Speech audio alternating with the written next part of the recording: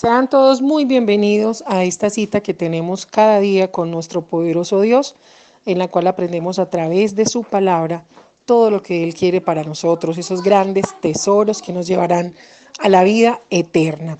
Hoy vamos a estar aprendiendo lo que dice la palabra en Génesis capítulo 15. Empieza este capítulo diciendo lo siguiente. Después de estas cosas vino la palabra de Jehová a Abraham en visión, diciendo: No temas, Abraham, yo soy tu escudo y tu galardón será sobremanera grande. Y respondió Abraham: Señor Jehová, ¿qué me darás siendo así que ando sin hijo, y el mayordomo de mi casa es ese Damaseno Eliezer? Dijo también Abraham: Mira que no me has dado prole, y he aquí que será mi heredero un esclavo nacido en mi casa.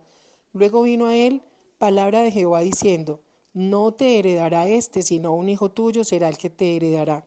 Y lo llevó fuera y le dijo: Mira ahora los cielos y cuenta las estrellas, si las puedes contar. Y le dijo: Así será tu descendencia. Abraham ya había pasado varios años de haber salido de su ciudad, de Ur de los Caldeos, y había salido precisamente creyendo en la promesa que Dios le había hecho. Pero aquí vemos a un Abraham que de pronto está un poquito triste. ¿Por qué está triste Abraham? Porque ve que ha prosperado económicamente, porque ve que su nombre ya es respetado entre los moradores de aquel lugar, porque ya tenía un ejército. Recuerden que había derrotado ya a estos reyes paganos, pero no encontraba un hijo al cual heredarle todo eso que Dios le había entregado. Entonces, esta parte acá es como esas oraciones en las cuales tú te sientes un poquito afligido y abres tu corazón y le dices: Señor, sí, pues yo estoy muy agradecido, muy agradecida por todo lo que tú me has dado, Señor, pero hay algo que me hace falta, hay algo que duele, hay algo que de alguna forma me tiene triste. Entonces, eso le estaba pasando a Abraham. Está diciendo: sí, pero ya tengo muchas cosas. Pero Señor, ¿y quién me va a heredar? No tengo un hijo, mira, va a heredar mi mayordomo, porque era la costumbre en la época. Y ese Dios todopoderoso, el creador del universo en toda su plenitud, con esa ternura de padre, con ese amor con que miró a Abraham y te mira a ti también el día de hoy. Entiende lo que hay en el corazón de Abraham y vuelve y le habla. Y vuelve y le dice que ratifica su promesa y que no va a ser un siervo el que va a heredar todo lo que le ha entregado. Dios estaba haciendo una preparación de todo el entorno para el cumplimiento de la promesa. Dios no podía entregarle a Abraham un montón de hijos cuando su carácter no había sido formado para recibir esa promesa.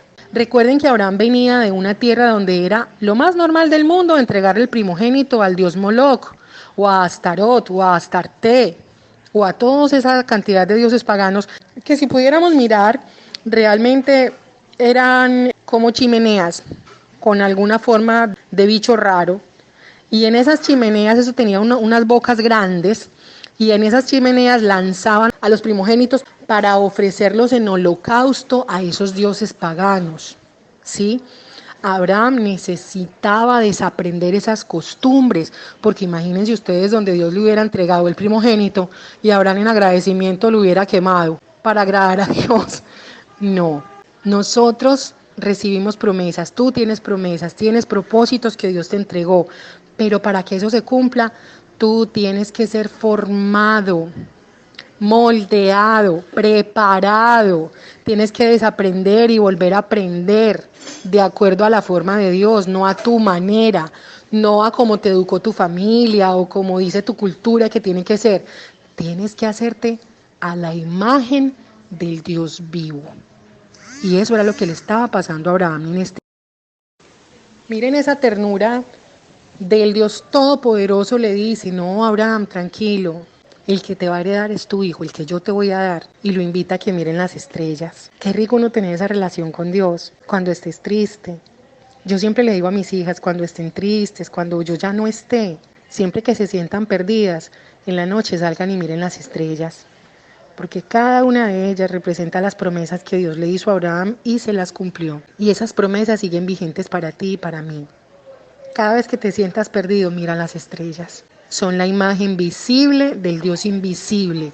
Cada una de esas cositas brillando allá arriba te dice: hey, Abraham no pudo contarnos, somos innumerables.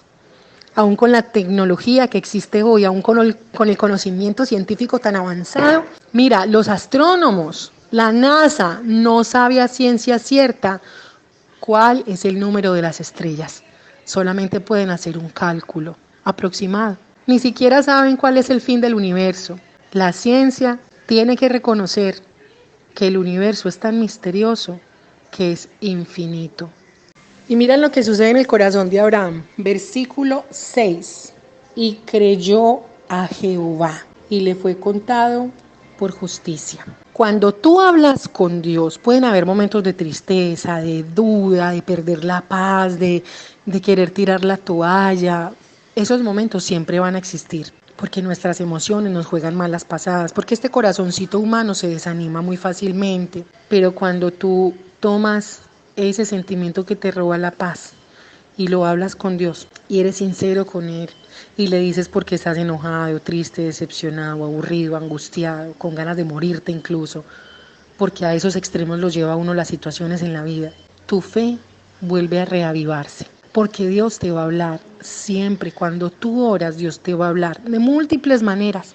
Y vemos que aquí Abraham, una vez que termina de orarle a Dios, de hablar con Dios, dice, y creyó. Cuando tú oras, la fe crece. Y cuando tú le crees a Dios, eso es anotadito por allá en una libretica en el cielo y te es contado por justicia. Por la fe te justificas delante de Él. En esos versículos vemos que Abraham le hace una pregunta a Dios. Le dice, ¿en qué conoceré que la he de heredar?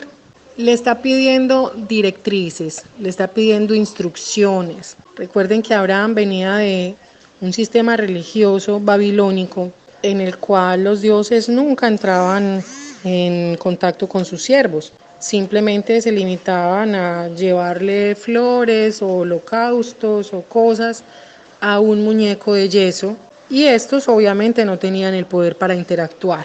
Viene y establece comunicación con un Dios que sí está vivo, que sí responde, que sí oye, que sí entiende, y entiende tanto que es capaz de dar directrices.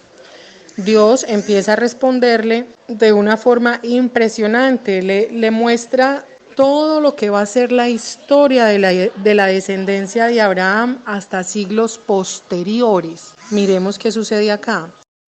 Con esto, Dios ya no le está dando una promesa, ya está haciendo un pacto. Usted dirá, pero es que eso es lo mismo. Te lo ilustro con un ejemplo. Cuando el novio entrega el anillo de compromiso, le pregunta a la novia, ¿quieres casarte conmigo? O sea, le da una promesa, ¿cierto? Algo que probablemente pueda darse en el futuro.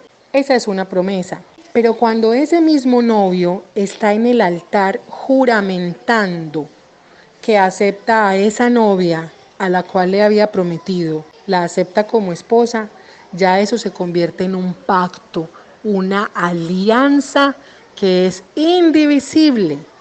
Esa es la diferencia.